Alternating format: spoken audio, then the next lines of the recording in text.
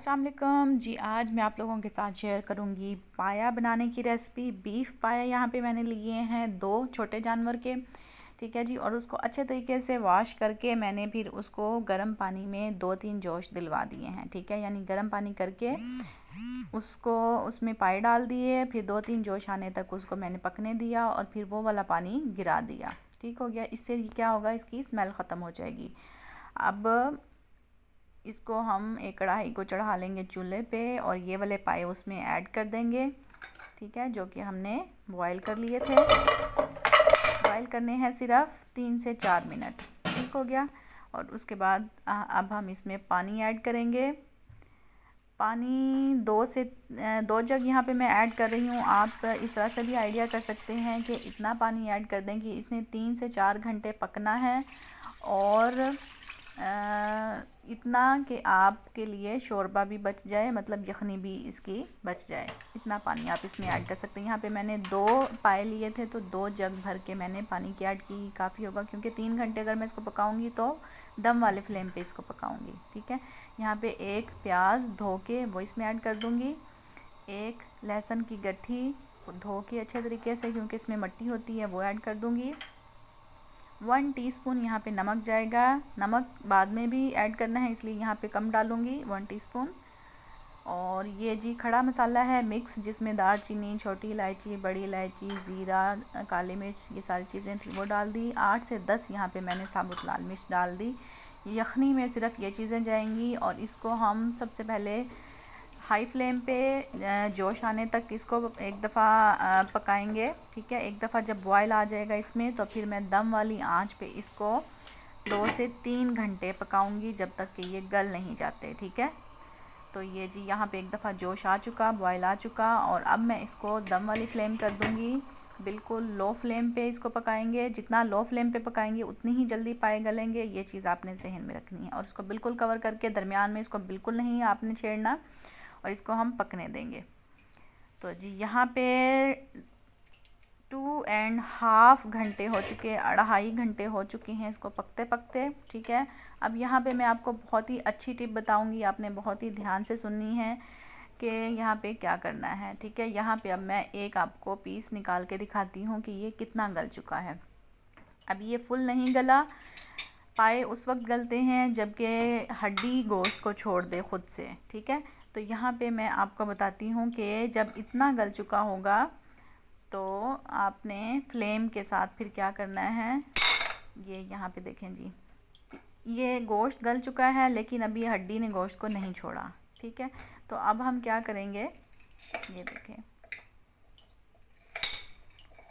Almost गल चुका है, लेकिन अभी हमें मज़ीद इसको गलाना है, इतना कि हड्डी को ख़ुद ब खुद गोश्त को छोड़ दे। ये देखें ये गल चुका है, लेकिन अभी हम इसको मज़ीद गलाएंगे। तो मज़ीद इसको गलाने के लिए कि ये अच्छे तरीके से कम टाइम में गल जाए, वो हम क्या करेंगे, इस पीस को हम दोबारा से उसमें डाल देते हैं बाकी पीसेस में। और यहाँ पे मैं क्या करूँगी कि फ़्लेम को फुल हाई कर दूँगी और आधे घंटे के लिए इसको कवर करके छोड़ दूँगी। तो बहुत ही जल्दी हड्डी गोश्त को छोड़ देगी और बहुत ही मज़े के ये गल जाएंगे। फ्लेम को मैंने फुल हाई कर दिया। अब इसको मैं आधे घंटे के लिए मज़ीद छोड़ दूँगी, यानी 2.5 घंटे वैसे पका है और आधा घंटा हम इसको मज़ीद छोड़ देंगे। 3 घंटे में पाए फुल गल के तैयार हो जाएंगे, फिर हम इसकी भुनाई करेंगे।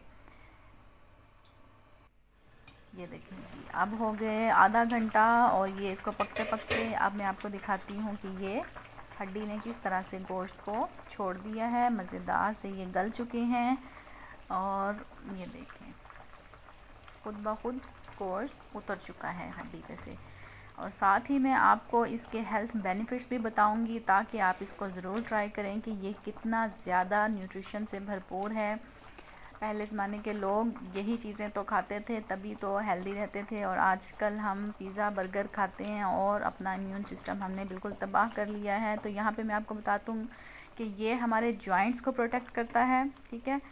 हमारे इन्फ्लेमेशन, बॉडी की इन्फ्लेमेशन को कम करता है, यानी हमें बीमारियों से बचाता है। और ये स्लीप, अच्छी नींद जिसको नहीं आती वो पाए खाना शुरू कर दें आज से, तो आपको अच्छी नींद आएगी। वेट लॉस में सपोर्ट करता है। वेट लॉस में ये उस सूरत में सपोर्ट करता है अगर आप एक मुनासिब क्वांटिटी में खाएं। अगर आप प्लेटें भर भर के खाएंगे तब ये वेट लॉस में हेल्प नहीं करता। ठीक हो गया। एंटी एजिंग है, rich in protein and minerals है, प्रोटीन से भरा हुआ होता है ये, और हीलिंग कंपाउंड्स होते हैं इसमें, मतलब हमारी बॉडी को ये बहुत सारी बीमारियों से बचाता है। यहाँ पे मैंने अब यहाँ पाए और यखनी को अलग कर दिया है, और जी फिर दोबारा से मैंने कढ़ाई को चूल्हे पे चढ़ा दिया, और अब इसमें ऑयल डालूँगी थोड़ा सा ज़्यादा 1 कप के करीब।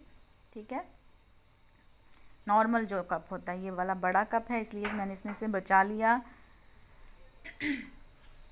और अब इसमें चला जाएगा जी 1 टीस्पून ज़ीरा,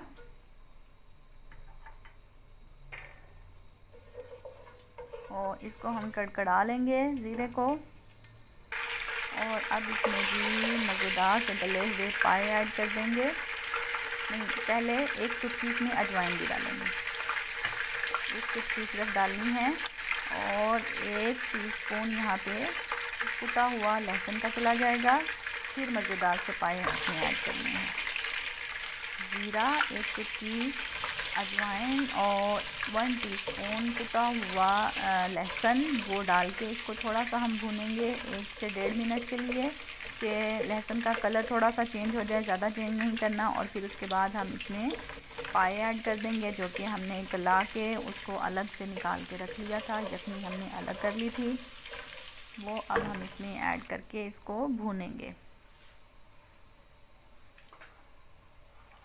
ये देखिए मज़ेदार से पाए इसमें चले गए, देखने में ही इतने खूबसूरत लग रहे हैं, मज़े के लग रहे हैं, तो ये पकने के बाद और भी मज़े के होते हैं। अब हम इसको कम से कम 3 से 4 मिनट के लिए भूनेंगे, ताकि अच्छा सा इसके अंदर फ्लेवर आ जाए लहसुन का, ज़ीरे का और अजवाइन का। ठीक हो गया।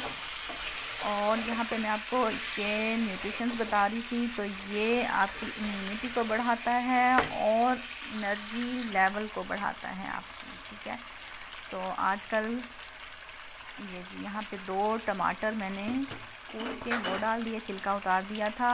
8 से 10 हरी मिर्चें कूट के वो डाल दी, ग्राइंड नहीं की, कूटी हैं। यहाँ पे मैंने 1 टीस्पून ही यहाँ पे नमक जाएगा, यखनी में भी नमक है तो ख्याल रखिएगा। और यहाँ पे 1 टीस्पून जाएगा जी सूखा धनिया पाउडर, 1 टीस्पून जाएगा जी सूख लाल मिर्च पाउडर, और ½ टीस्पून जाएगी इसमें हल्दी। 3 टेबलस्पून मैंने भर के इसमें डाल दिए दही के। ठीक है, अब इन सारी चीज़ों को अच्छे तरीके से भूनना है, बहुत ही अच्छे तरीके से। 7 से 8 मिनट तक आपने इसकी भुनाई करनी है। जितनी अच्छी भुनाई होगी उतना ही अच्छा टेस्ट आएगा।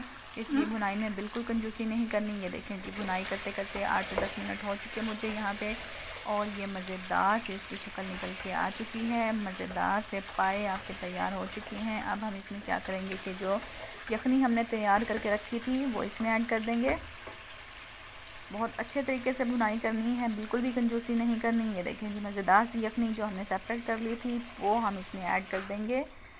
यखनी पकी हुई है इसलिए इसको ज़्यादा पकाने की अब ज़रूरत नहीं है। 1-2 बॉयल आने तक हम इसको पकाएंगे और फिर इसको दम पे छोड़ देंगे।